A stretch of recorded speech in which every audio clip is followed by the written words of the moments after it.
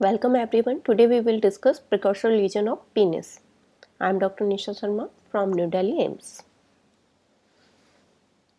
Precursor lesion of penis is divided into two parts: non-HPV related penile intraepithelial neoplasm, which is also known as differentiated one, and HPV related penile intraepithelial neoplasm, divided into three variants: basaloid, warty, basaloid. Some other pattern of penile intraepithelial neoplasm are pleomorphic, spindle, clear cell, and pagetoid. This penile intraepithelial neoplasm or neoplasia is an alteration of penile squamous epithelium characterized by dysplastic change within an intact basement membrane. So there is a dysplastic epithelium, however, basement membrane is intact. Penile intraepithelial neoplasm is generally considered precursor lesion of invasive squamous cell carcinoma. Unlike other organ site, this is not graded on the degree of dysplasia. Previously known as squamous intraepithelial lesion, squamous cell carcinoma in situ, orthoplasia of Carrot, and Bowman disease. And one more important thing is there is a good correlation between the subtype of penile intraepithelial neoplasm and associated invasive carcinoma. Differentiated penile intraepithelial neoplasia is most commonly associated with usual or low-grade subtype of squamous cell carcinoma, which are non-HPV related variant. HPV related variant like warty penile intraepithelial neoplasia and basaloid penile intraepithelial neoplasia are associated with warty or basaloid invasive carcinoma. So, there is a good correlation between subtype of penile intraepithelial neoplasia and associated invasive carcinoma. That's why we have to identify specifically which type of penile intraepithelial neoplasia this is.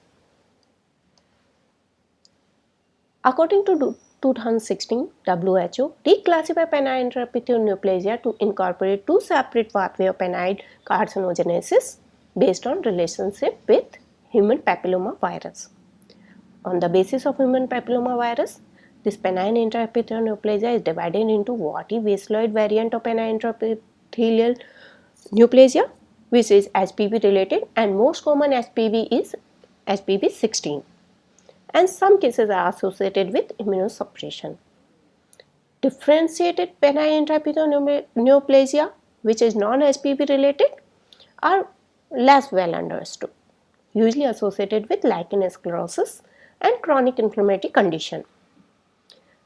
Mutation in p53 gene and oxidative stress could also play a part in penile intraepithelial neoplasia. These lesions are usually present in 40 to 70 years of patient age. This may be asymptomatic or may present with burning or itching sensation.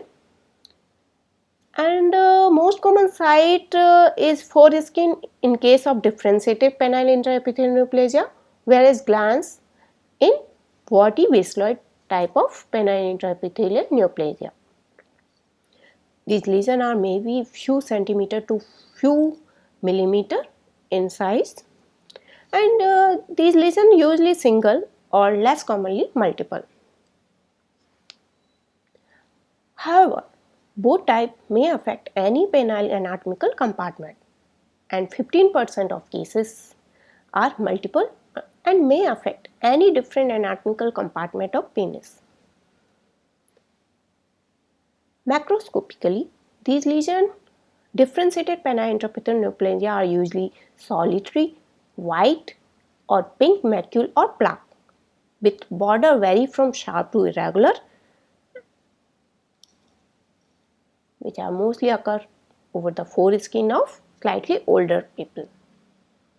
Undifferentiated, which contain warty or basaloid penile intraepithelial neoplasia, are usually flat to slightly elevated, velvety, moist erythematous, dark brown to black. In appearance, they may be present as macule, papule or plaque and may be smooth, warty, granular or villous. These lesions are usually sharply delineated or subtle and may be irregular. Undifferentiated one most commonly occur over the glans and in slightly younger people. Differentiated penile intraepithelial neoplasia. In this lesion, squamous epithelium is thickened and so epithelial hyperplasia, hyperkeratosis, parakeratosis with dysplasia predominantly confined to the basal layer. Occasional atypical cell and scattered mitotic figure are observed toward the surface. Maturation is maintained and keratin pearls and predominant intracellular bridges are commonly seen in this type of lesion.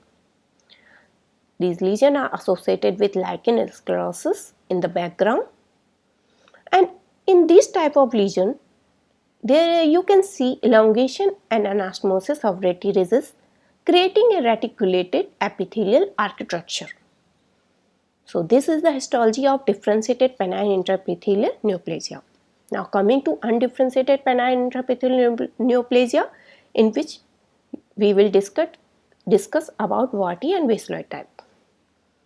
So in vasculoid penile intraepithelial neoplasia, the epithelium is entirely replaced by monotonous basophilic proliferation of cell with frequent mitosis.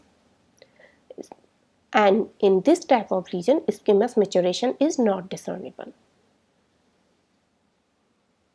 Now coming to warty penile intraepithelial neoplasia, in this type of lesion, the epithelial surface is undulated and there is a pronounced hyperkeratosis and dyskeratosis.